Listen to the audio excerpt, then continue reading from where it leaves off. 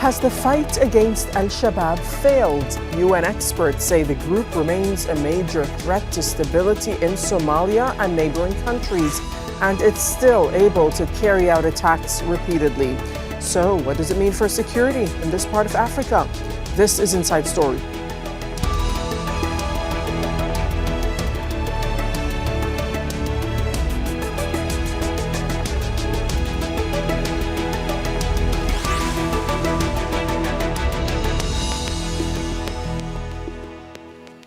Hello and welcome to the program. I'm Dareen Abughaida. United Nations experts say the threat of al-Shabaab remains the greatest immediate threat to Somalia and the East Africa region, especially Kenya. The al-Qaeda-linked group controls significant parts of southern and central Somalia. Al-Shabaab's aim is set to be the overthrow of the government and the establishment of a greater Somalia in East Africa under strict Islamic rule. It's carried out attacks on government and security forces as well as civilians. Over the years, the group has claimed responsibility for attacks in Kenya, Uganda and Djibouti. Despite efforts by Somali and international forces to combat its operations, it still has the ability to strike. So, why has the fight against this group failed over 2 decades? More on all of that in a moment. But first, this report from Amma Boateng. A roadside attack near Somalia's presidential palace. It happened in March, just after President Hassan Sheikh Mohamud was being driven out of the palace grounds towards the airport, on his way to oversee military operations against the al-Qaeda-linked group al-Shabaab. Mohamud wasn't injured, but it was a demonstration of the armed group's ability to attack prominent targets. Undeterred by the attempt on his life, the president used his platform at the UN General Assembly in September to remind the world of his country's fight against al-Shabaab. Of course, while we remain grateful for all international support to combat terrorism, I strongly commend the unwavering commitment and courage of Somali security forces and the local community defense forces for their sacrifices, resilience, and success against al-Shabaab and ISIS, the 2 most dangerous terror organizations in the world today. In a recent report, the UN says al-Shabaab remains a significant threat to peace and stability in Somalia and the region, especially Kenya. The group emerged in 2006 as an offshoot of the Union of Islamic Courts that at the time controlled the capital Mogadishu. The group later pledged allegiance to al-Qaeda. In 2010, the group claimed responsibility for an attack in Uganda that killed at least 74 people.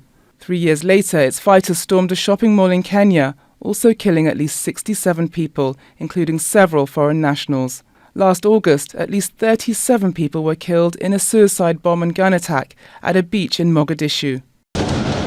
According to a panel of UN experts, the group aims to overthrow the Somali government and establish its version of strict Islamic rule.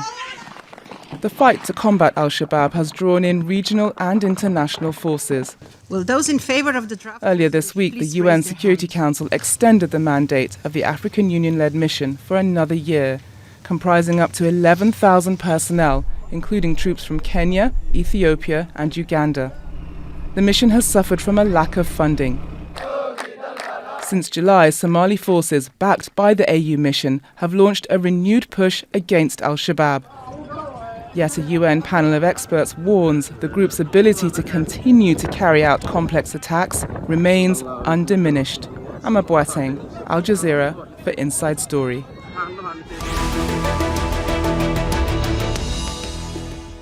Okay, let's now bring in our guest. Joining us is Ismael Tahir, who's a research fellow at Hilin. That's an organization committed to development, governance and politics in the Somali Peninsula. He's joining us from Mogadishu. Afyare Elmi is research professor at City University of Mogadishu, joining us from Nairobi. And Abdullahi Halake is a Horn of Africa security analyst, joining us from New York. Thanks so much for your time. Afyare Elmi. So this report outlines that al-Shabaab remains the greatest immediate threat to Somalia and the region, especially Kenya. This is according to the UN. So after more than 20 years of military operations against the group, are you surprised by this assessment? Well, I am not surprised because I have been actually writing about it for last at least 15 to 20 years. And one of the main arguments when it comes to these organizations is either you defeat them militarily or you have to get away to co-opt or somehow negotiate with it. Early on in 2012, I think me and fellow at the time journalists have written on foreign affairs saying that military victory is not feasible for al-Shabaab and there has to be alternative ways of engaging them. And again, I have written in last year about this issue. So basically, the reason al-Shabaab is persistent is not because of they are stronger than anyone else or any other actor. It's because of the weakness of the state and its organs. And for the past 20 plus years, the state building project has been actually very slow. Right. And as you read the report, actually, there was a statement from some of the member states saying that we cannot keep funding this.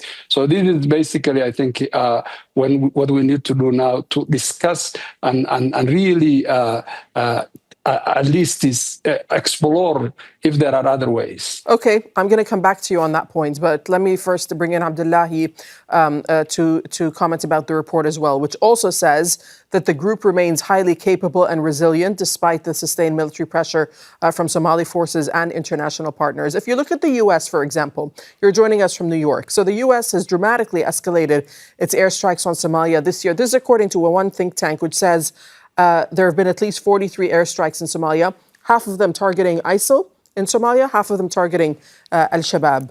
So do you think air power then is a failed strategy? Air power is a failed strategy. I think the prof is right on the money when he says that it is not so much that al-Shabaab is strong, it is that all the forces aligned against al-Shabaab, starting with the Somali authorities, are weak. And the ones that are strong are really so committed to only one pathway. And that pathway is using air power from remote locations, thinking that you can defeat al-Shabaab. If that would have been the case, we would have closed this chapter a long time ago, and that is not the case.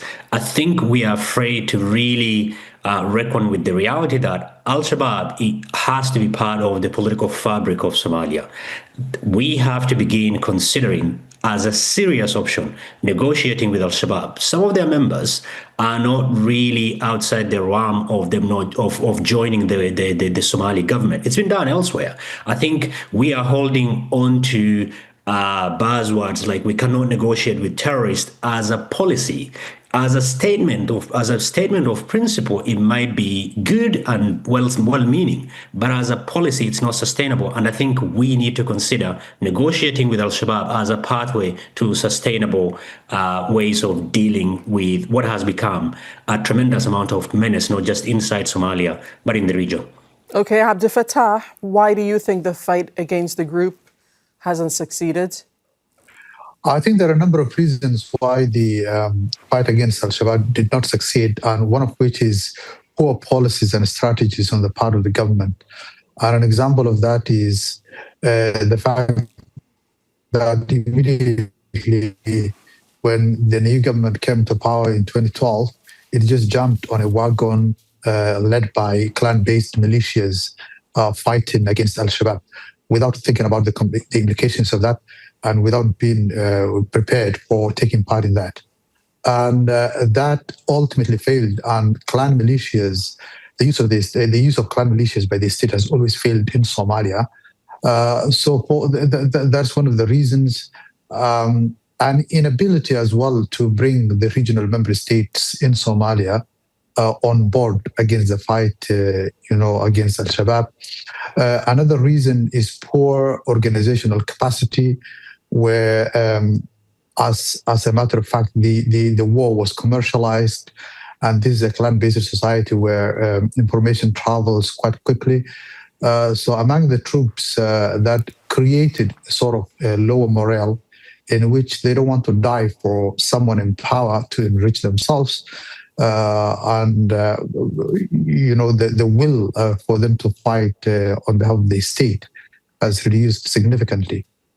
And within the core organizational capacity as well is the fact that there were structural problems in the troops command, and that predated the new government, but it inherited and it didn't do much about it.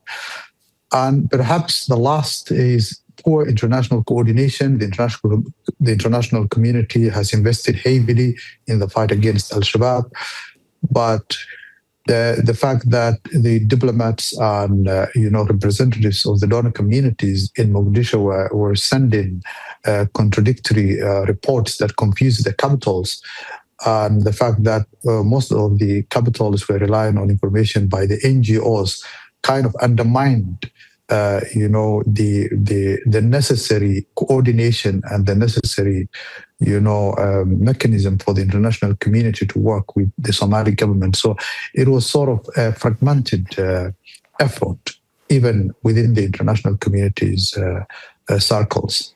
Okay, Afyare, of course, Somalia just held local elections for the first time in decades. I mean, many see these elections perhaps as a step forward for Somalia's democratic transition. But do these elections alone address the governance gap? Some of the issues that you mentioned yourself, the weakness of the government, the corruption, for example, a rule of law, that extremist groups like al-Shabaab can then exploit?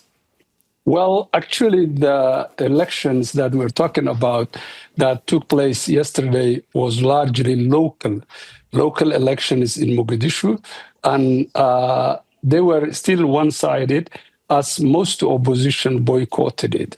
So if we're talking about elections taking place in Somalia, this is not the first time that they have taken place in Somalia.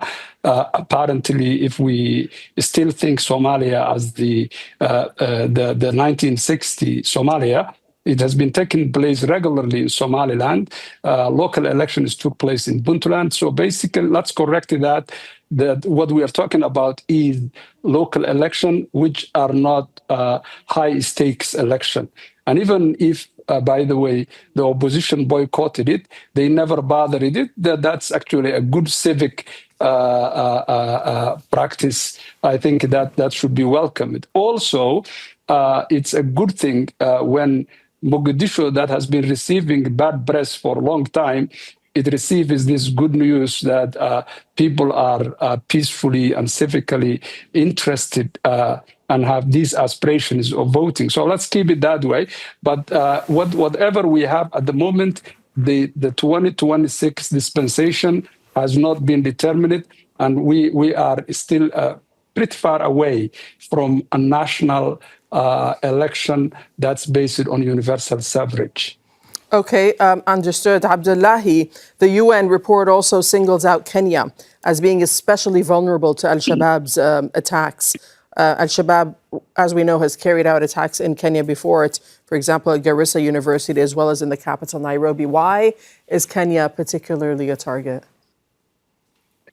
I think if you look at the first and foremost, geographically, Kenya, it has a very long border with Somalia, which is about 600 kilometers.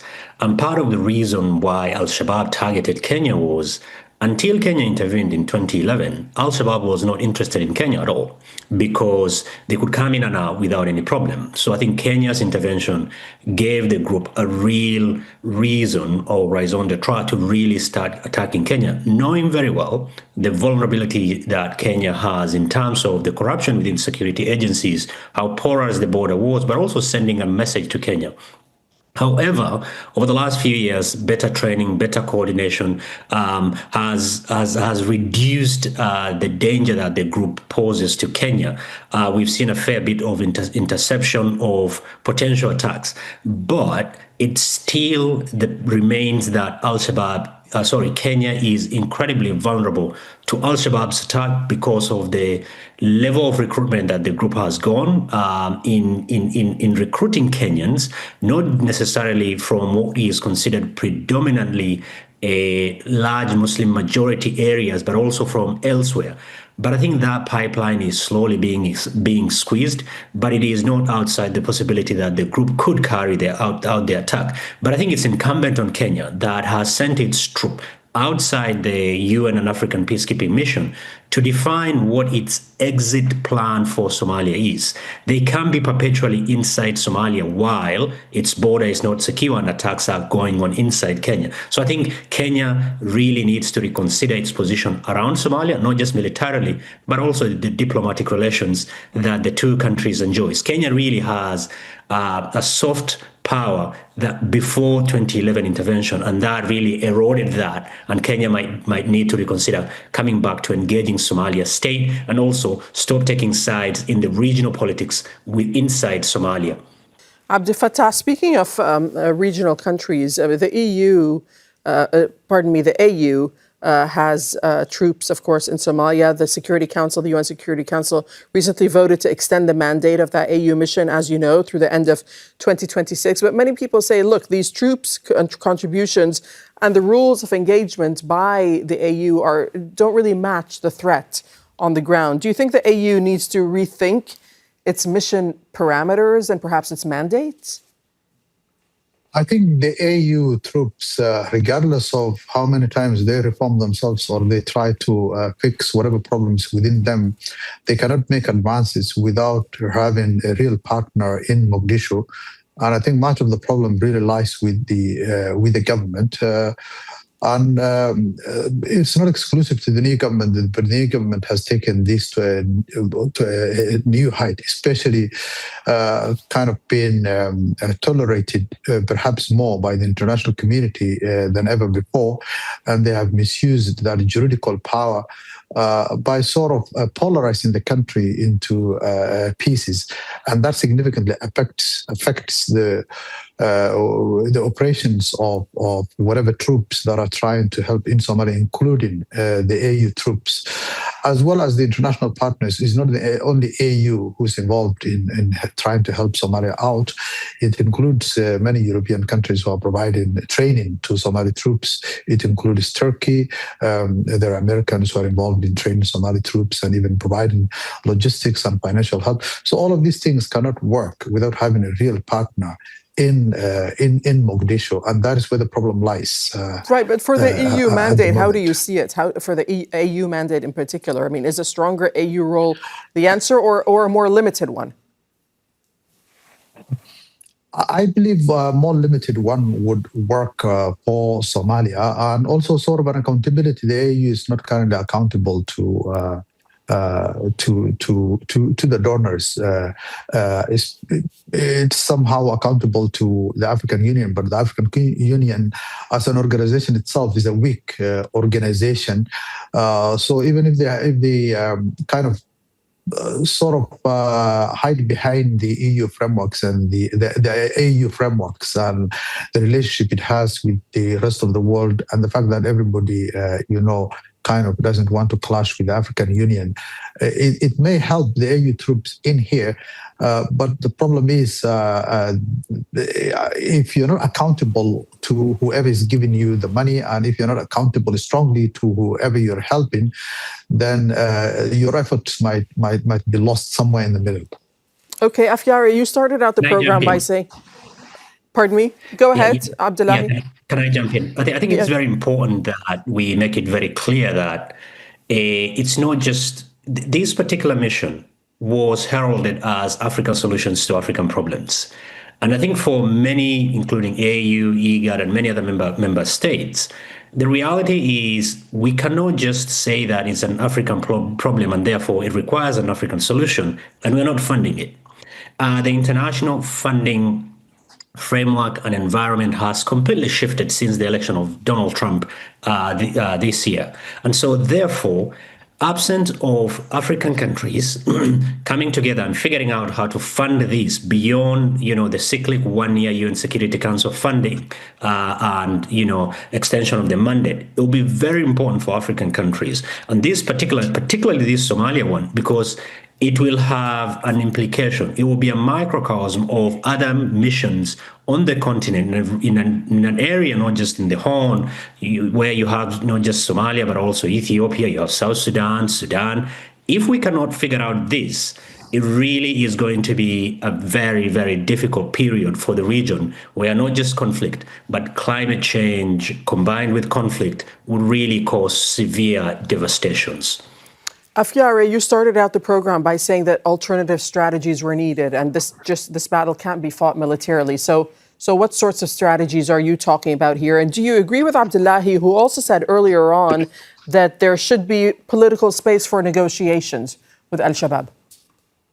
Absolutely. I agree with Abdullahi, and I agree also with Dr. Abdul Fattah on these points. But one thing actually we need to keep in mind is that even if al-Shabaab has to be engaged, there are a number of preconditions that both the countries in the region have, and also the global issues, with al-Qaeda, respecting the borders, and so on and so on.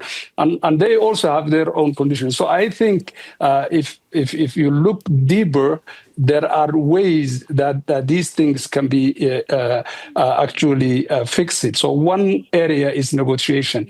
I want to also to point out the whole actually noise that we cannot keep financing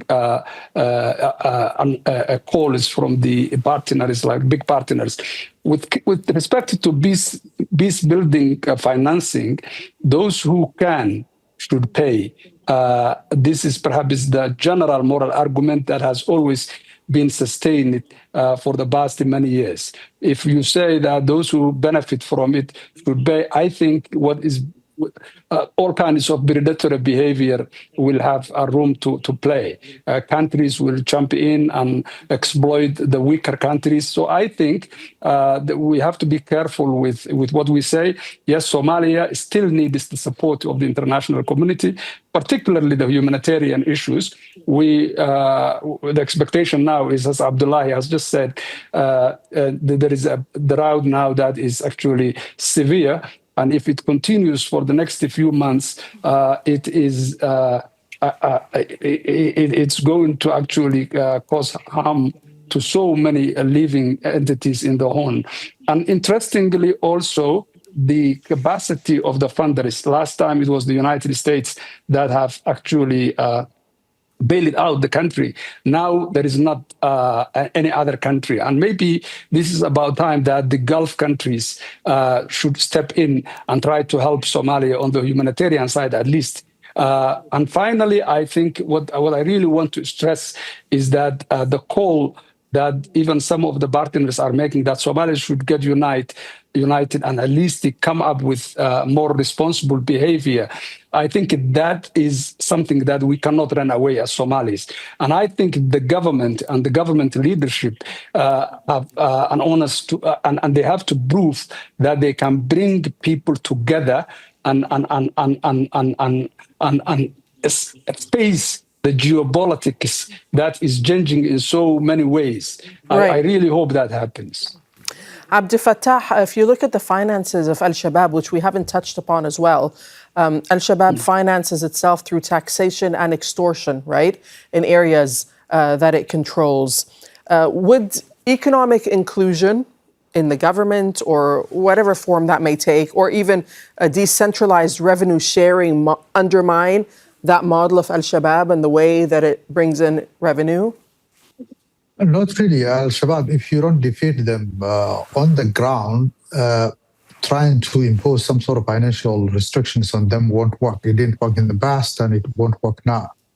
And what the government is doing now is like making banks and remittance companies to do their job more difficult in the pretext of trying to cut off whatever amount of money al-Shabaab is receiving through these infrastructures. But I think what is more important is defeating them on the ground, and that will push them, because today, even if you try to make the financial systems more stricter than they were before, al-Shabaab came up with all sorts of other mechanisms to deliver money, including cash. And it's much more difficult even for intelligence gathering to know what al-Shabaab is doing once you kind of cut off these all financial institutions and make it more porous for them to, do their operations under the carpet without anybody knowing. So I think the focus on the financial is sort of community, and that's not what works in Somalia. What works is local strategies to fight. And I think even in areas where we made significant progress, like Puntland against ISIS, and which is a similar organization to al-Shabaab, the focus has not been on the finance. It was more on the ground. So I think it's really misplacement of policy to focus on the finance. Abdullahi, you wanted to say something? I saw you nodding along. Yes, indeed. I think we have to be very careful with this financial strangulation of al-Shabaab that is a preferred method of dealing with this group. I think I want to take us back to 2011 when a massive drought hit the region. And because of the significant costs that were imposed on humanitarian groups were afraid of the ever-sweeping counter-terrorism law, particularly the place of provision of material support to al-Shabaab that could be deemed as you supporting the group. I think that led to more deaths during the famine in Somalia in 2011, where at least slightly over 250,000 died. Majority of those deaths are in areas that were controlled by al-Shabaab, South Central Somalia, and a huge chunk of that was many humanitarian groups were afraid of falling victim of the US and Western countries' counter-terrorism law. We've got to be very careful because we are experiencing drought in the region right now. 2.4 million Somalis are IDPs, almost 6 million people are in need of humanitarian aid, 1.8 million children are desperately in need of all that. So imposing this or using this as a way of fighting al-Shabaab could end up being counterproductive, especially when there is not a great deal of humanitarian funding to lie around. You know, right now, the Somalia humanitarian funding plan is supported at almost 23, almost 24%, and we are almost closing the year. So we've got to be very, very careful. Okay, on that note, I'll have to leave it there. Thank you to all my guests for joining us. Abdel Fattah, Ismael Tahir, Afyare, Elmi, and Abdullahi Halake, thanks so much for your time. Thank you for watching. You can see the program again anytime by visiting our website, aljazeera.com. For further discussion, go to our Facebook page. That's facebook.com/AJ Inside Story. You can also join the conversation on X. Our handle is AJ Inside Story. For myself and the whole team here in Doha, thanks for watching and bye-bye for now.